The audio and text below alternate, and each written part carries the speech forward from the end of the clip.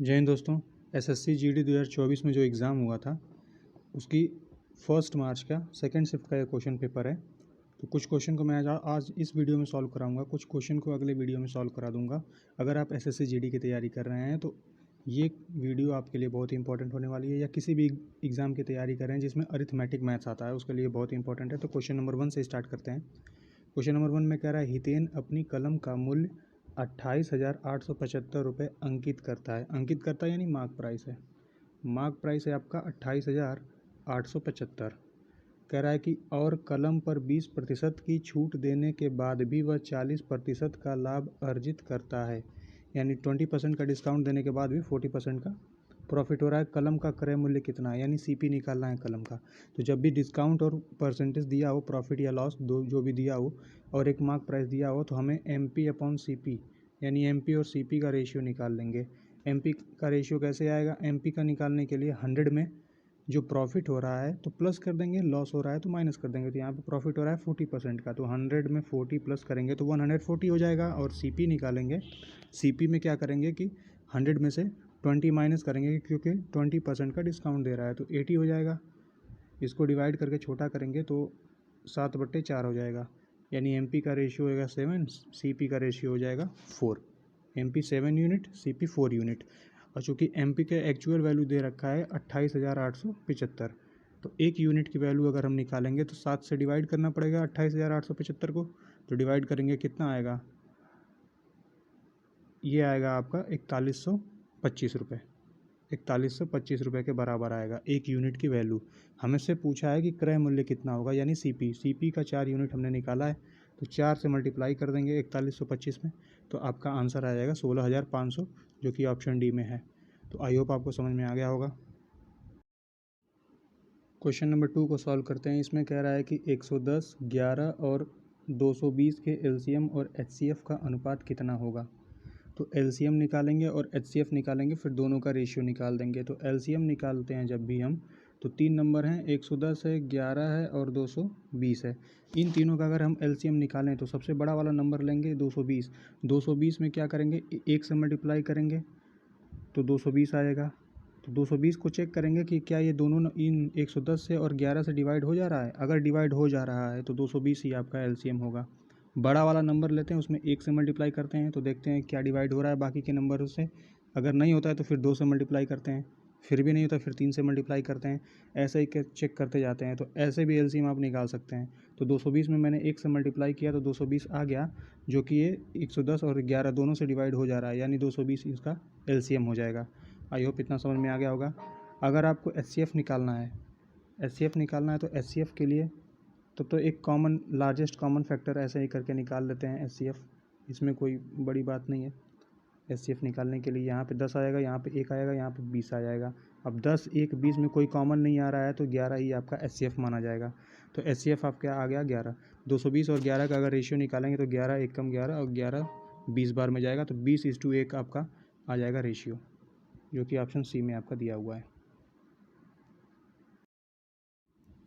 आइए सॉल्व करते हैं क्वेश्चन नंबर 3 को। इसमें कह रहा है कि सोहन अकेले एक काम को 18 दिनों में पूरा कर सकता है और मोहन अकेले उसी काम को 36 दिनों में पूरा कर सकता है।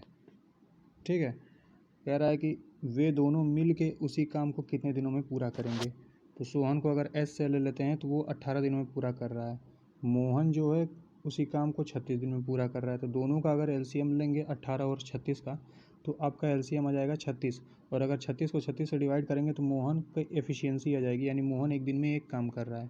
18 से डिवाइड करेंगे तो 2 आएगा, यानी सोहन एक दिन में 2 काम कर रहा है। हमसे पूछा है दोनों मिल जाएँ तो एक दिन में, दोनों मिल जाएँ तो पूरा काम कितने दिन में समाप्त हो जाएगा। तो पूरा काम तो 36 है, और दोनों अगर ये सोहन एक दिन में 2 काम कर रहा है, मोहन एक दिन में 1 काम कर रहा है, दोनों अगर मिल जाएँ तो एक दिन में 3 काम होगा।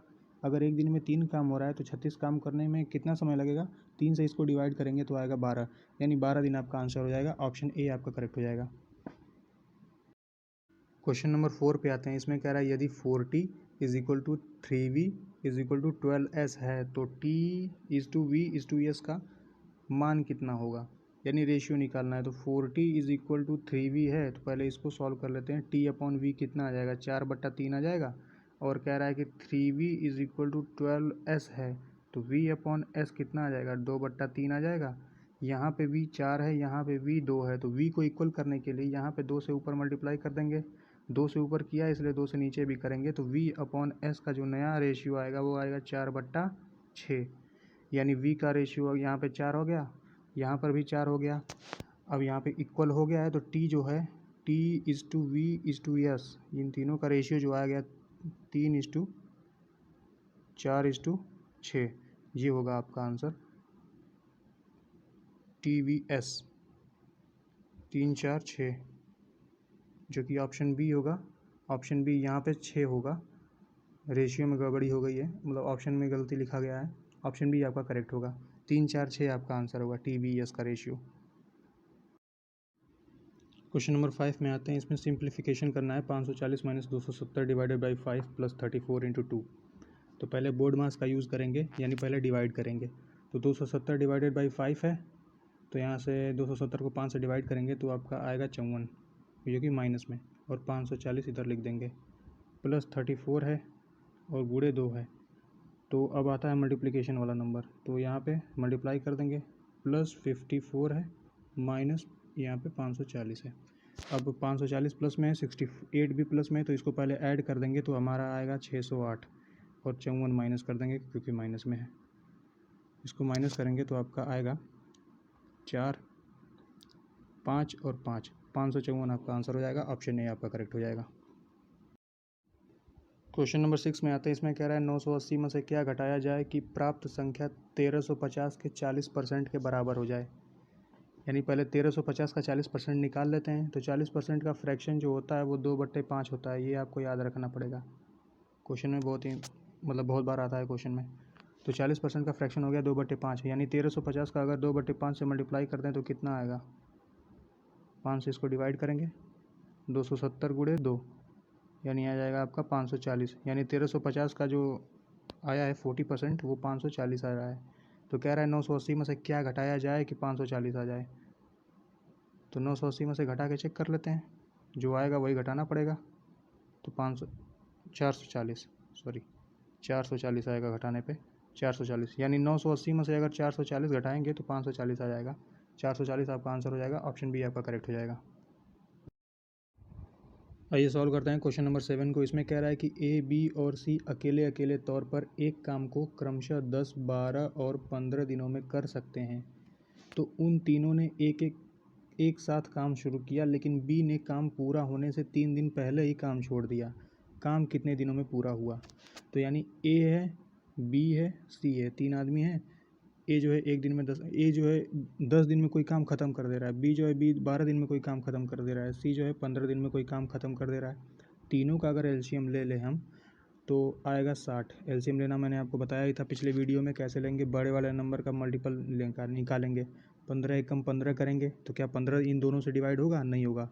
तो फिर 15 दूना के 30 करेंगे तो क्या 12 से 30 डिवाइड होगा, 10 से तो हो जाएगा लेकिन 12 से नहीं होगा। जब तक दोनों से डिवाइड ना हो जाए तब तक ट्राई करेंगे। तो फिर 15 तियाँ 45 करेंगे, 45 भी नहीं होगा डिवाइड। 15 चौक को 60 करेंगे तो 60 इन दोनों से डिवाइड हो जाएगा, यानी 60 आपका एलसीएम हो जाएगा। बड़े वाले नंबर से चेक करते हैं हमेशा। 60 एलसीएम हो गया, 15 से डिवाइड करेंगे तो एफिशिएंसी कितनी आएगी, 4 आ जाएगी। यानी सी एक दिन में 4 काम कर रहा है। और बी से डिवाइड करेंगे तो 5 बार में जाएगा, यानी बी एक दिन में 5 काम कर रहा है। 10 से डिवाइड करेंगे 6 आएगा, यानी ए एक दिन में 6 काम कर रहा है। क्वेश्चन में आगे कह रहा है कि तीनों ने एक साथ काम शुरू किया, लेकिन बी ने काम पूरा होने से 3 दिन पहले ही काम छोड़ दिया। बी ने काम पूरा होने से पहले 3 दिन पहले काम छोड़ा है। तो 3 दिन पहले काम छोड़ा है तो बी को 3 दिन और काम कराओ। क्वेश्चन को सॉल्व करने के लिए ऐसे ही करते हैं कि अगर पूछा है कि पूरा काम कितने दिनों में हुआ है तो बी को 3 दिन और काम कराइए। बी अगर एक दिन में 5 काम कर रहा है तो 3 दिन अगर और काम करेगा तो कितना काम कर देगा, 15 काम कर देगा। और टोटल काम हमारा 60 था, तो 15 काम और ऐड हो जाएगा 60 में, तो हो जाएगा टोटल काम कितना, 75 काम हो जाएगा। अब इस 75 काम को करने में कितना समय लगेगा, तीनों की एफिशिएंसी को ऐड करके इससे डिवाइड कर देंगे। तीनों की अगर एफिशिएंसी ऐड करेंगे तो आएगा 15, तो 75 को 15 से डिवाइड करेंगे तो आएगा 5, यानी फिर 5 दिन में आपका काम कंप्लीट हो जाएगा। ऑप्शन ए आपका करेक्ट हो जाएगा। क्वेश्चन नंबर 8 में आते हैं। इसमें कह रहा है कि एक परीक्षा में रमेश को कुछ विषयों में 85, 123, 54, 98, 63, 45 अंक मिले उन विषयों में रमेश के औसत अंक कितने हैं, यानी एवरेज निकालना है। तो इन सबको ऐड करना पड़ेगा। 123 को ऐड करेंगे 85 से तो कितना होगा आपका 208 हो जाएगा। फिर इसमें 54 ऐड करेंगे तो आपका 262 हो जाएगा। फिर इसमें 98 ऐड करेंगे तो आपका हो जाएगा 360 हो जाएगा। 360 हो गया। अब इसमें 63 ऐड कर दीजिए तो आपका हो जाएगा 423। इसमें 45 ऐड कर दीजिए तो उसका आपका आ जाएगा 468, यानी टोटल आपका 468 आ गया सम। तो एवरेज निकालने के लिए टोटल सम करते हैं और जितना नंबर होता है उसे से डिवाइड कर देते हैं। तो 468 आपका आया था और नंबर है कितने, 6 नंबर हैं। तो 6 से इसको डिवाइड करेंगे, 6 से जब डिवाइड करेंगे तो 78 आएगा आपका आंसर। ऑप्शन ए आपका करेक्ट हो जाएगा। क्वेश्चन नंबर 9 पे आते हैं। इसमें कह रहा है कि 7,000 रुपये की धनराशि पर 36% वार्षिक दर से अर्धवार्षिक रूप से संयोजित दर पर 1 वर्ष के लिए चक्रवृद्धि ब्याज कितना होगा। यानी 36% के रेट से 1 साल का 36% रेट लग रहा है और हमें पूछ रहा है कि अर्धवार्षिक रूप से जब लगेगा ब्याज तब कितना होगा। तो हमें अर्धवार्षिक का रेट भी लगाना पड़ेगा, क्योंकि एक साल का जो लग रहा है वो 36% लग रहा है। तो इसके आधे साल का यानी 6 महीने का कितना लगेगा, 18% लगेगा। 36 का आधा 18%, तो 18% के रेट से हर 6 महीने पे ब्याज लगेगा। तो 1 वर्ष के लिए चक्रवृद्धि ब्याज हमसे पूछा है तो 1 वर्ष में 2 बार चक्रवृद्धि ब्याज लगेगा और वो भी 7,000 रुपये पे लगेगा, क्योंकि 7,000 प्रिंसिपल है वही हमारा। तो 7,000 पे ब्याज लगेगा 1 साल में 2 बार लगेगा, क्योंकि 6 महीने पे लग रहा है और 18% के रेट से लगेगा और यहाँ पर भी 18% के रेट से लगेगा। तो 7,000 का 18% निकालेंगे तो आएगा आपका 1260। 1260 आपका यहाँ पर भी आएगा और ब्याज पर भी ब्याज लगता है चक्रवृद्धि ब्याज में। तो 1260 का यहाँ पे 18% निकालेंगे तो यहाँ पर भी आपका आएगा 226.8 आ जाएगा। आप निकाल के चेक कर लीजिएगा। 1260 का 18% आपका 226.8 आएगा। हमसे पूछा है कि कंपाउंड इंटरेस्ट यानी चक्रवृद्धि ब्याज क्या होगा। 1260 और ये 1260 और इसको ये होता है, इन तीनों को अगर ऐड कर दें तो हमारे पास चक्रवृद्धि ब्याज आ जाता है। और अगर केवल 1260 और इस 1260 को ऐड करेंगे तो साधारण ब्याज आता है।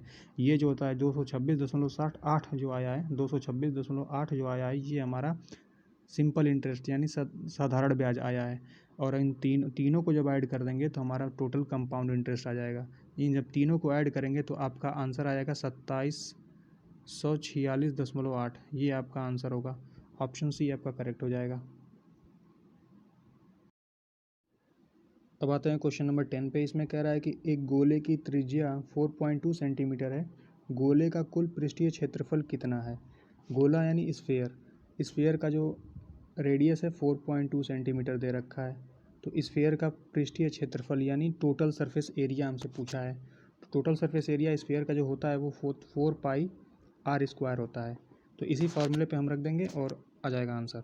तो 4 इंटू 22/7 करेंगे, r की जगह पे 4.2 रखेंगे, 4.2 इंटू 4.2।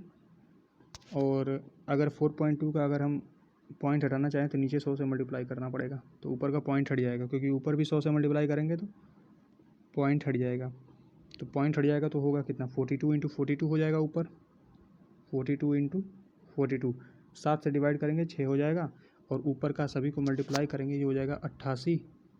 4 से 22 में मल्टीप्लाई किया 88 हो गया, गुड़े 42 गुड़े 6 करेंगे तो हो जाएगा आपका 252 और नीचे आपका आ जाएगा 100। अगर इसको मल्टीप्लाई करेंगे 88 और 252 को तो आपका आएगा 22176 आएगा और नीचे आपका 100 है। अगर 100 से इसको डिवाइड करेंगे तो पीछे से 2 डिजिट बाद के पॉइंट लग जाएगा, 221.76। ऑप्शन डी आपका करेक्ट हो जाएगा। वीडियो अच्छी लगी हो तो वीडियो को लाइक करिएगा, चैनल को सब्सक्राइब करिएगा। आज के लिए बस इतना ही। और अगर आप SSC GD या किसी भी एग्ज़ाम की तैयारी कर रहे हैं जिसमें अरिथमेटिक मैथ आता है तो आप मेरे चैनल को सब्सक्राइब करके रखिए